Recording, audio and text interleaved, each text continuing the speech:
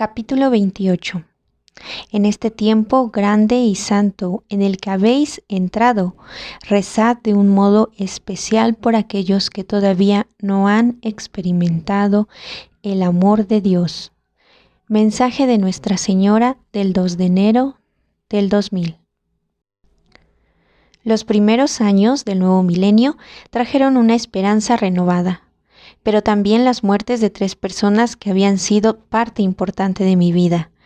Los peregrinos viajaban a Medjugorje en número creciente, mientras que la gente de Bosnia-Herzegovina se esforzaba en reconstruir y ajustarse al nuevo gobierno. A pesar de algunas discrepancias, croatas, musulmanes y serbios estaban coexistiendo con una relativa estabilidad. El viernes 24 de noviembre del 2000, exactamente 7 meses antes del 20º aniversario de la primera aparición, nuestro teléfono sonó. Cuando Marco contestó la llamada, se puso pálido y dejó caer el teléfono al suelo. Nunca lo había visto así. «Es imposible», dijo entre dientes. «No puede ser. ¿Qué sucede?» Me miró con lágrimas en los ojos. El padre Slako acaba de morir. ¿Cómo podía ser un hombre con tanta vitalidad morir a los 54 años? Dejó este mundo después de subir con 70 parroquias y peregrinos a la montaña de la Cruz para rezar el Vía Crucis, como hacía cada viernes. En lo alto de la montaña, cerca de la cruz del cemento, se sentó sobre una roca, cayó al suelo y murió. El día siguiente Nuestra Señora se refirió a su muerte en su mensaje a Marija. Me alegro con vosotros y deseo deciros que vuestro hermano Slako ha nacido al cielo e intercede por vosotros. El cielo se alegraba, pero en Medjugorje estábamos llenos de tristeza. El padre Slako había sido nuestro pilar durante muchos años. Todos nos apoyábamos en él. 2 días después, en la fiesta de Cristo Rey, Marco y yo asistimos al funeral del padre Slako, junto con los otros videntes y 30.000 personas.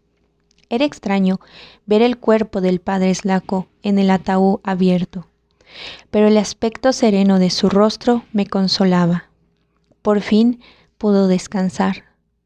El obispo Peric, que sucedió al obispo Sanic y que mantenía el mismo enfoque escéptico hacia nuestras apariciones, presidió la misa del funeral. Aunque él y el padre Slako habían estado en desacuerdo sobre Medjugorje, el discurso del obispo fue muy respetuoso. Delante de la muerte humana, dijo el obispo Peric, de nuestra muerte o de la muerte de nuestros seres queridos, cada uno de nosotros reacciona con un corazón conmovido, una mente perpleja y unos ojos tristes. Pero Dios tiene el derecho de llamar así al hogar eterno a quien quiera de este mundo, cuando quiera, de cualquier lugar que quiera y del modo que quiera. El padre Tomislav Perspan, franciscano del lugar, fue el siguiente en hablar. Aquí, delante de nosotros, se encuentra una vida que, humanamente hablando, llenó no solo una, sino 3 vidas, dijo. Ha muerto justo como su Señor lo hizo, no sobre un sofá o una cama, no rodeado por sus hermanos o sus seres queridos más cercanos, sino bajo la cruz, en la fría roca de Herzegovina. ¿Cuántos símbolos hay en esta muerte? El padre Slako dio su vida por todos, continuó el padre Perban. Por encima de todo, él amó a aquellos que nadie amaba, a los desatendidos y los abandonados, que habían sido terriblemente heridos por el pecado y el odio humano, y por lo tanto murió demasiado pronto, porque se entregó a sí mismo en todos los lugares. Fin de la cita. Era verdad. El padre Slako intentó vivir y propagar los mensajes de Nuestra Señora de Medjugorje en tantos otros lugares que visitó por todo el mundo. Escribió numerosos libros sobre la oración, el ayuno y la conversión, y millones de copias fueron impresas en 20 idiomas distintos.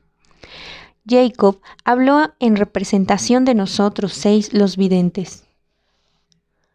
Cito: Tú a menudo nos decías, ¿no sabéis que os amo? Sentimos ese amor muchas veces y de muy diversas maneras. Gracias por cada una de tus visitas a nuestras casas, que trajeron mucha bendición y alegría a nuestras familias. Ahora, querido hermano, te decimos lo que tú siempre nos decías. ¿No sabes, hermano, cuánto te amamos? Fin de la cita. Me quedé especialmente conmovida cuando los niños de la aldea de la madre se reunieron en el altar para decir adiós al sacerdote que les había dado tanto. Una niña llamada Magdalena habló en nombre de todos. Gracias por dejarnos ver que los juguetes tienen colores, que la Nutella es dulce y que se necesitan 2 personas para el balancín, dijo. Gracias por hacer posible que lleváramos un vestido blanco para nuestra primera comunión como otros niños. Gracias por enseñarnos cómo amar a Nuestra Señora y cómo rezar a Dios. Gracias porque a pesar de todo hemos descubierto qué significa la palabra amor. Fin de la cita. Entonces me di cuenta que el legado del padre Slako perduraría a través de los niños. Aunque había finalizado el programa de visitas familiares año antes, esa experiencia les sirvió para buscar otros medios de ayudar a que los niños se sintieran menos como huérfanos y más como parte de una comunidad. Creó un jardín de infancia llamado Siguiendo a Santa Teresita, la pequeña flor, donde los niños de Medjugorje y que aquellos que vivían en la aldea de la madre pudieran ir juntos a la escuela. Resultó ser algo maravilloso. Mi hija Marija formó parte de la primera generación que asistió al jardín de infancia. Como otros padres del lugar, Marco y yo estábamos felices, porque sabíamos que Marija estaría en un lugar seguro donde podía aprender el amor de Dios, tanto a través de las instrucciones de fe de la escuela, como relacionarse con los menos afortunados. Como resultado, los niños que vivían en la aldea de la madre nunca sintieron que eran diferentes. Las pocas pertenencias del padre Slako fueron entregadas a sus familiares y amigos. Yo solo quería una cosa, su despertador. Era un despertador tan corriente como cualquier otro en el mundo. Para mí era un símbolo inestimable de la dedicación incansable del padre Slako a Nuestra Señora. Sin el reloj no hubiera podido levantarse cada día antes del amanecer. Después de poquísimas horas de sueño, a veces ponía su reloj delante de mí para rezar y podía sentir que él estaba cerca. Es un recordatorio de que mi vida en la tierra, como la de cualquier otra persona, un día terminará. Con su formación en psicología, el padre Slako confesaba a menudo en la comunidad del cenáculo que ahora era una parte inseparable de Medjugorje. Como le quería mucho, los jóvenes hicieron una gran lápida y la llevaron a mano hasta la cima de la montaña de la Cruz, para señalar el lugar donde murió.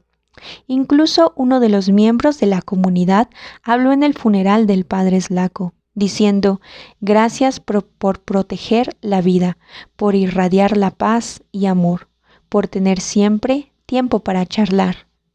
Después de la muerte del padre Slako, empecé a sentir en mi corazón que en vez de esconderme en mi habitación para las apariciones mensuales del día 2, debería estar en un lugar donde todos podían rezar con Nuestra Señora. Y comprendí una cosa. ¿Sería bonito si Nuestra Señora se apareciera en la comunidad del cenáculo? El objetivo de las apariciones mensuales, después de todo, era orar por aquellos que no conocían el amor de Dios. Los jóvenes de la comunidad una vez fueron personas así y entendían qué significaba caminar en la oscuridad. A través de la oración habían nacido de nuevo y estaban aprendiendo a vivir con Dios como su Padre. Podía presentarles a su madre. Los miembros de la comunidad eran amables y ayudaban cuando iban, mantenían todo en orden y tocaban bonitas canciones con su guitarra, mientras me arrodillaba y esperaba a Nuestra Señora. A veces venía muy triste, pero otras muy alegre. A menudo daba un mensaje y muchas de sus palabras de esas apariciones permanecen grabadas en mis pensamientos. Como una madre invita a sus hijos, yo os invito y vosotros me respondéis. Mensaje de Nuestra Señora del 2 de enero del 2003. No permitáis que os engañe el falso resplandor que os rodea y que se os presenta. Mensaje de Nuestra Señora del 2 de octubre del 2003. Hijos míos, ¿no reconocéis los signos de los tiempos? ¿No habláis de ellos? Mensaje de Nuestra Señora del 2 de abril del 2006. A través de vosotros mi corazón desea ganar, desea triunfar. Mensaje de Nuestra Señora del 2 de mayo del 2006. Dios nos creó con libre albedrío para comprender y elegir la vida o la muerte. Mensaje de Nuestra Señora del 2 de julio del 2006. En estos tiempos sin paz, vengo a vosotros para enseñaros el camino de la paz. Mensaje de Nuestra Señora del 2 de agosto del 2006. Purificad vuestros corazones e inclinad vuestra cabeza ante vuestro único Dios. Mensaje de Nuestra Señora del 2 de julio del 2005. El 25 de junio del 2001, la parroquia celebró el 20º aniversario de las apariciones de Nuestra Señora. Nunca había visto el pueblo tan abordado de peregrinos. Era una ocasión dichosa, pero hubiera deseado que el padre Slaco hubiera estado allí, aunque estoy segura de que estaba presente en espíritu. Nunca sentí que verdaderamente Él nos hubiera dejado. Espero que la Iglesia le declare santo un día, pero para mí ya lo es. Fue un ejemplo del amor de Dios, un hombre de fe profunda, que murió con la misma paz con la que había vivido. Muchos peregrinos rezaban, ahora al lado de su tumba en el cementerio, detrás de la iglesia de Santiago. El aniversario fue también un día especial para mí. Mi madre y mi padre me desearon lo mejor aquella mañana. ¿Puedes creer que ya han pasado tanto tiempo?, dijo papá, todavía con dificultad para hablar debido al derrame cerebral. Cada vez que lo veía, agradecía que los doctores se hubieran equivocado. Habían pasado más de 7 años desde que ellos dijeron que viviría menos de 1.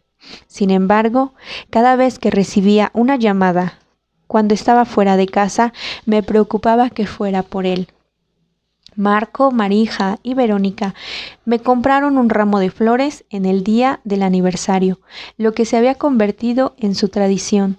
Las niñas, que entonces tenían 9 y 6 años, me sorprendían siempre con su fe profunda y cómo aceptaban con paciencia tener a una vidente como madre. Aunque éramos normales, nuestras vidas estaban lejos de serlo. Marco siempre trataba de asegurarse que ellas no se sintieran confundidas sobre mis experiencias. Algunas veces Dios elige a alguien no porque esa persona sea la mejor, decía, sino porque Él necesita a esa persona tal como ella es en ese momento. Probablemente así eligió a vuestra madre. Marco fue un padre excepcional. Desde el principio, conociendo las exigencias de mi misión, se dedicó a nuestras hijas. Le daba de comer, las vestía y las ayudaba a terminar los deberes, tanto como hacía yo, si no más. Él y yo nunca discutimos sobre las obligaciones de cada uno. Todo lo hacíamos de manera natural. Dios unió al hombre y a la mujer para trabajar juntos, no para que uno de ellos tuviera que cargar con toda la responsabilidad.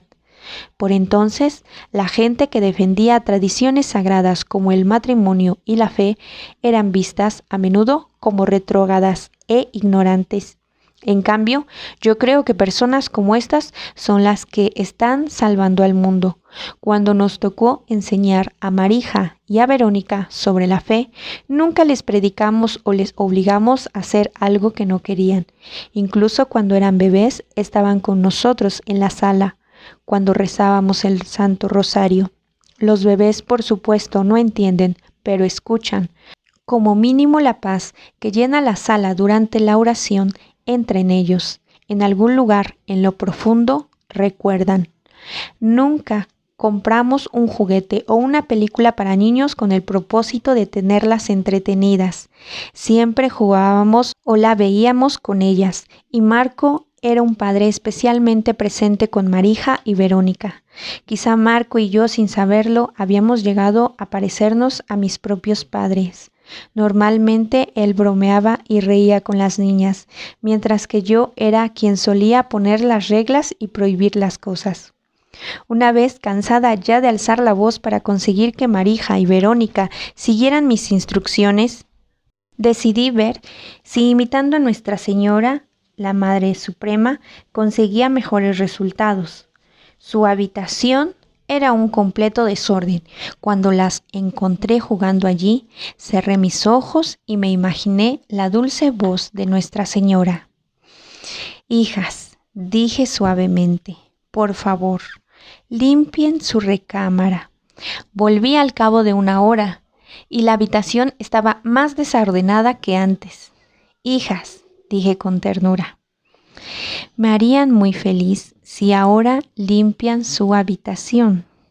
Lo hice 3 veces, pero cuando fui la 4ª vez y vi que no habían hecho nada, perdí la paciencia. «Niñas, limpien su habitación, por favor, ahora mismo». 5 minutos después, su habitación estaba impecable. Solo hay una bienaventurada madre, pensé. No importa cuántas veces nos tiene que rogar para que limpiemos nuestras habitaciones. Ella nunca tira la toalla ni amenaza. Su paciencia es eterna. Aún así, nuestro hogar estaba lleno de alegría, especialmente cuando rezábamos juntos. Orar parecía ser natural para Marija, mientras que Verónica era al principio más recia. Cuando Verónica tenía 4 o 5 años, a menudo decía que tenía que ir al baño cuando era el momento del Santo Rosario en familia. «No hay problema», le decía, «te esperamos». Por supuesto, su rostro reflejaba desesperación, pero nunca se lo reprochamos, y si no quería rezar esa noche, continuábamos sin ella. Del mismo modo que los mensajes de Nuestra Señora tenían un significado distinto para cada uno. Aprendí a hablar a Marija de una forma y a Verónica de otra. En vez de forzar a Verónica a orar, intentamos hacer el rosario más entretenido, casi como un concurso. «Bien, ¿quién quiere guiar la primera decena?», decía. Verónica y Marija levantaban sus manos. «Yo». Al cabo de poco tiempo, cuando teníamos tiempo libre o si íbamos en coche o a algún lugar, Verónica era la primera en decir «recemos». Y cuando se hizo mayor, a menudo la encontraba rezando sola. Había aprendido a ver a Nuestra Señora con su corazón y nada podrá quitárselo. Aunque la parroquia celebraba el aniversario el 25 de junio, el día que nos acercamos a la Virgen por primera vez, para mí siempre comenzaba cuando la vimos el 24 de junio. En este y en cada aniversario me sentía de forma parecida a como me sentí en los días previos a la primera aparición. Me inundaba una sensación de amor que quería transmitir a todos. Y a menudo lloraba por las cosas más pequeñas. Después de 20 años, las apariciones de Nuestra Señora se habían hecho casi normales para algunas personas, en concreto para aquellos que vivían en la parroquia. Pero para mí, todo seguía siendo sencillamente increíble. «El cielo ha bajado a la tierra durante muchos años», dije a algunos peregrinos. «Qué grande es el amor de Dios, que nos da este regalo, que nos envía a su Madre entre nosotros para ayudarnos». Con tantos peregrinos viniendo de todas partes del mundo, Parecía que Medjugorje estaba experimentando un renacimiento después de las incertidumbres causadas por la guerra. Meses después, sin embargo, los ataques del 11 de septiembre del 2001 sacudieron al mundo entero. Estaba aterrada. No podía parar de llorar cuando veía las escenas devastadoras en las noticias. Las torres ardiendo, las víctimas cayendo, la fantasmal nube de cenizas, las montañas de escombros. Cada imagen espantosa era una lágrima más en el rostro de Nuestra Señora. Una razón más para rezar por la conversión de la gente que, como los secuestradores del 11S, no conocían el amor de Dios. Cuando la década se acercaba a su mitad, fui a tomar café con mi padre una fría tarde de noviembre, las 2, como hacía casi cada día desde que sufrió el derrame hacía 10 años. El habla de papá no había mejorado, ni tampoco su caminar, pero su alegría hacía que se le viera más fuerte de lo que en realidad estaba. Después de terminar nuestro café, mi madre trajo a mi padre algo de comida. «Ya te puedes ir, Mirjana», dijo. «Es la hora de comer». Me levanté y puse mi mano sobre su hombro. «Hasta luego, papá», dije. Agarró mi brazo ligeramente. «No escuches a mamá», bromeó. «Puedes estar un poco más». Mamá sonrió. «Perdona». Yo sonreí. «No queremos que empiecen a pelear, papá. Come e intentaré venir más tarde». Esa misma tarde, Marco y yo estábamos en una tienda de comestibles cuando Jacob llamó a nuestro móvil.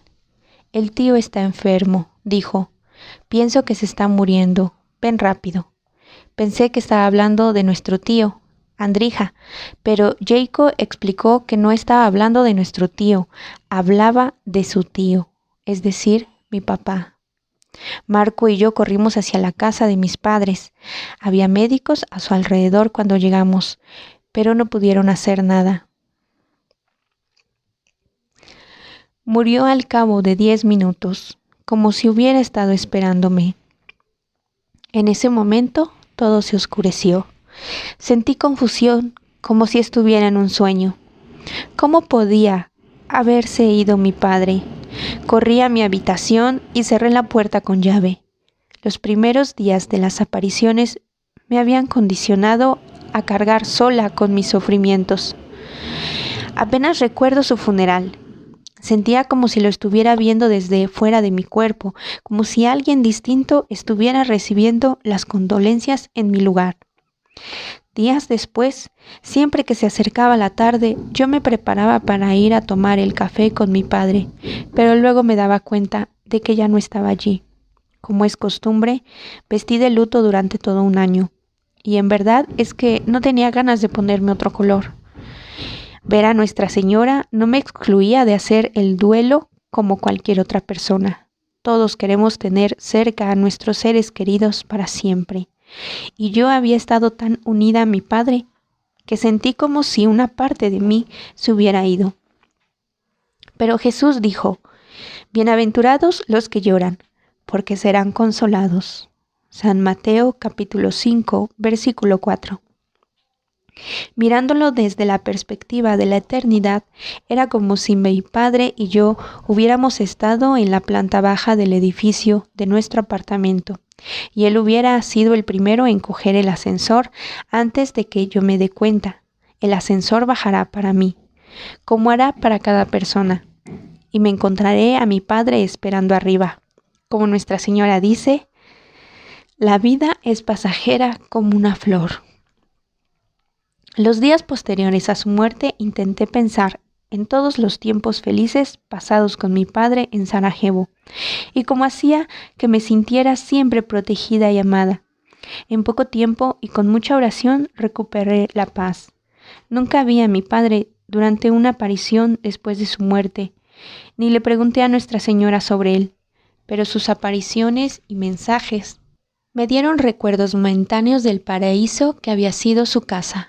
El 18 de marzo del 2004, Nuestra Señora dijo: «Viéndote con un corazón lleno de amor, deseo decirte que lo que tú buscas con insistencia, lo que tú deseas, mi pequeña niña, ante ti está». Prometió que seríamos capaces de ver si purificamos nuestros corazones y poníamos a su Hijo en primer lugar. La aparición del día 2 de cada mes en la comunidad del cenáculo siguió atrayendo a un creciente número de personas. La aparición que experimenté el 2 de abril del 2005, la vigilia del domingo de la Divina Misericordia, fue a la vez intensa y desconcertante. Nuestra Señora apareció aquella mañana a las 9:17 horas. Bendecía a la multitud, pero enfatizó que la bendición más importante es la de un sacerdote. Entonces, con notable determinación, dijo: «En este momento pido que renovéis la iglesia». Parecía una petición alucinante. «¿Cómo puedo hacerlo?», pregunté, pero inmediatamente me di cuenta de que no estaba hablando solamente a mí, sino que hablaba a todos. «¿Cómo podemos hacerlos?», dije. «Hijos míos, pero si yo estaré con vosotros, mis apóstoles, estaré con vosotros y os ayudaré. Primero, renovaos a vosotros mismos y a vuestras familias, y después todo será más fácil. Entonces, quédate con nosotros, madre». No era un mensaje típico. Después de la aparición, sus palabras resonaron en mi mente. Renovar la iglesia. ¿Qué estaba intentando decirnos? Aquella tarde, Marco y yo fuimos a la boda de uno de nuestros vecinos. Estábamos disfrutando del banquete cuando uno de mis amigos me informó que el Papa Juan Pablo II había muerto. Recordando mi encuentro con él, la imagen de sus penetrantes ojos azules pasó por mi mente. Un santo ha muerto, me dije a mí misma.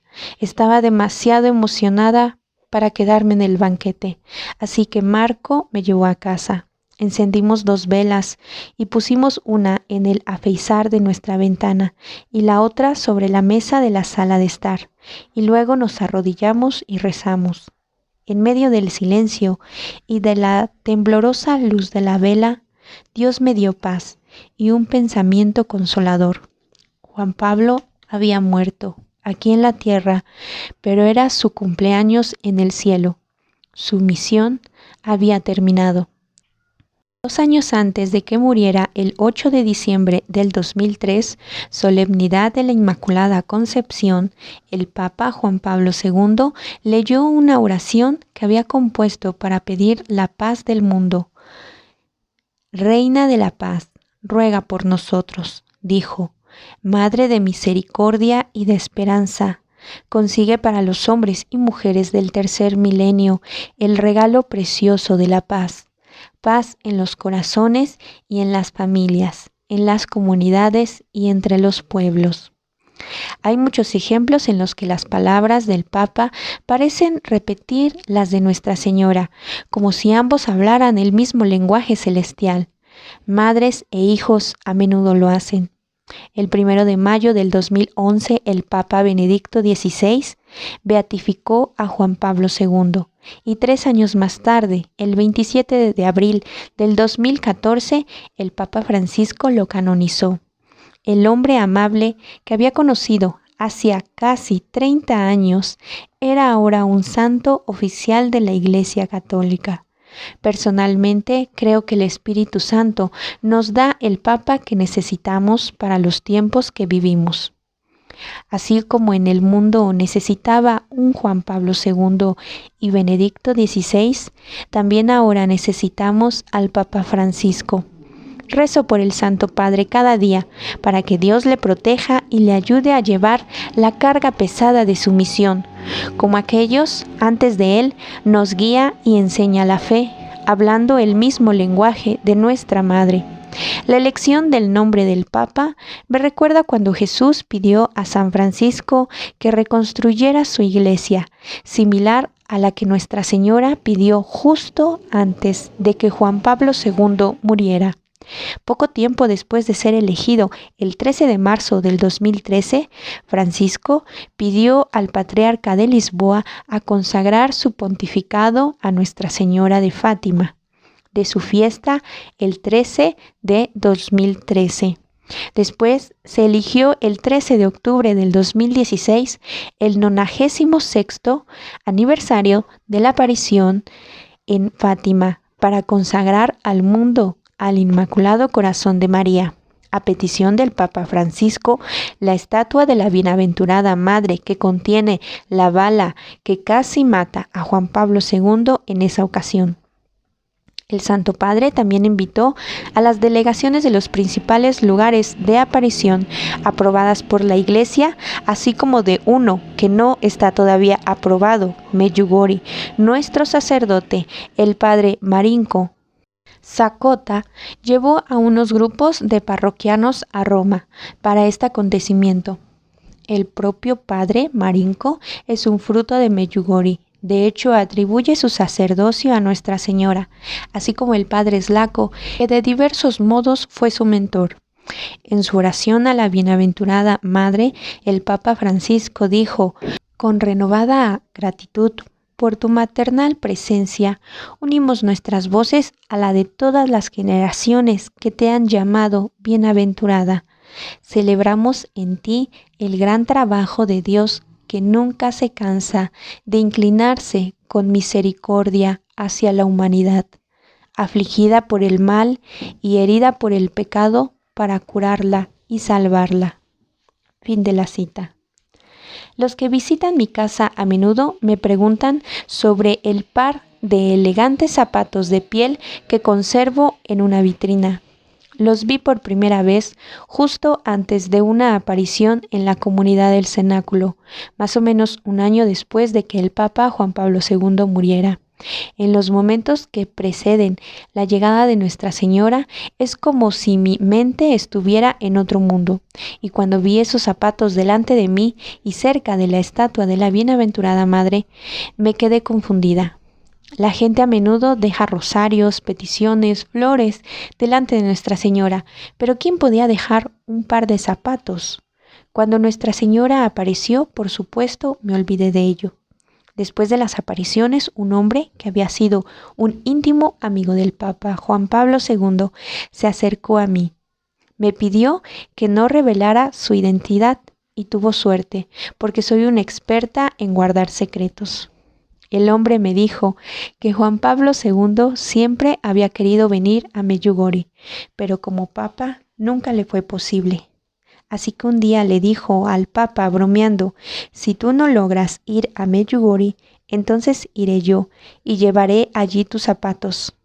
Será como si hubieras podido pisar aquella tierra santa. Después de la muerte de Juan Pablo II, el hombre sintió que debía hacer exactamente eso. Después de la aparición me los dio, y pienso en el Santo Padre cada vez que los veo. Pero la parte más divertida de esto sucedió más tarde. Un hombre italiano que hacía zapatos para los papas en Roma supo que me habían dado los zapatos, así que hizo un segundo par de la talla 38, mi número, y me los envió. Quizá pensó que estaba triste porque los zapatos del Papa no me quedaban bien. Pero hablando en sentido figurado, ¿a quién le quedarían bien? En la fotografía, más de 35 años han pasado desde que vi por primera vez a Nuestra Señora. Mi hija Marija se ha casado recientemente. Fotos de Dani.